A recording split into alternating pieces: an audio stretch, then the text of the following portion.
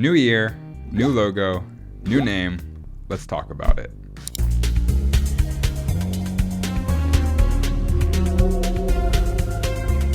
Let's cover the new logo first. Now, the short version is that I have never liked the old Stream School logo.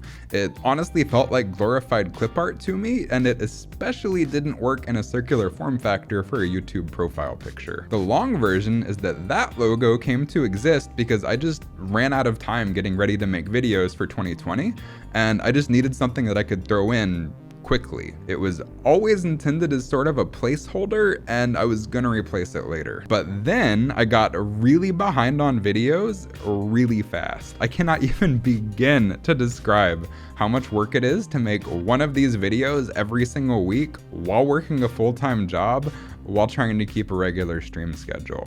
I was never ahead throughout all of 2020, so I just never really had time to address the logo or the animation. So I decided to take some time over my holiday break to design a new logo and make a new animation. And this is what stuck after several design iterations and several Facebook feedback posts with my artist friends. I'll still probably continue to update and improve it, especially for smaller form factors, but I think there are at least a few lessons to be learned here. One, if you decide you want to release content consistently, make sure you have at least a few videos in the can before you get started. Working week to week is unbelievably stressful and doesn't leave you much time to work on anything else. Two, get feedback from people who will be honest with you. I'm fortunate enough to have art school friends who are definitely not scared of hurting my feelings. Criticism is how you grow and how you improve.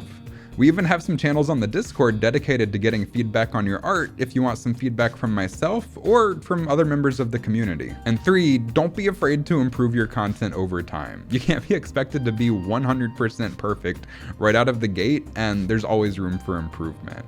I mean, hell, I used a logo I hated for an entire year. Now for the name, I originally wanted to call the channel Stream School. It was catchy and it had good alliteration.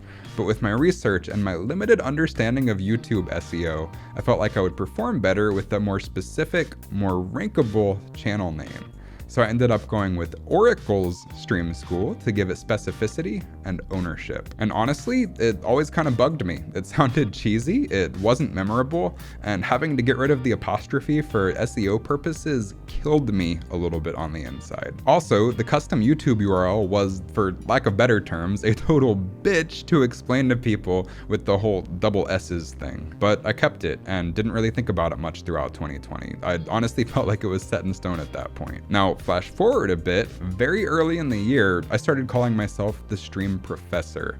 It felt like it made sense with the Stream School theme. But at some later point in the year, another significantly bigger YouTuber started calling himself the Stream Professor, which meant he now owned that term on YouTube search. Now, I'm not absolutely 100% sure, but I'm pretty confident I was using it first. And regardless of that, I kept using it out of stubbornness until at the end of one of his videos, he went on a straight up rant about how he was the original, been doing this YouTube thing for 10 years, one and only true Stream Professor. Now, I don't even know if he knows that I exist. I'm tiny, but it felt pretty targeted. At that point, I gave up on being the Stream Professor. So I put a few days of research into finding synonyms that would work, and I started calling myself the Stream Scholar.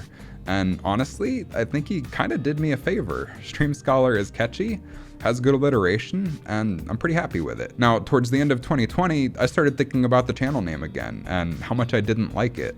So I decided I was gonna pull the trigger and change it at the very beginning of the new year. The benefits here are that it's catchier, shorter, easier to remember, and the YouTube URL is significantly easier to explain to people. And I think the main takeaway here is put some actual time and effort into your channel names. I mean, use your gut to find something that sounds cool to you, but if you have to say more than your channel name to explain it to someone, like Oracle Fish, but the O is a 0, for example, it's probably not great. And if it has too many letters or words, then it's probably not memorable. Anyway, that's the new name and logo. Let me know what you think in the comments down below. And if you found this video insightful, make sure you hit that like and subscribe button below the video and ring the bell for new content almost every single week. And if you want to come hang out while I work on art or play games, I'm live at least every Friday at youtube.com/oraclefish for the foreseeable future. I'll cover that move in more depth in another video. Until next time, my name is Chris Folea, I'm your stream scholar, and class is out.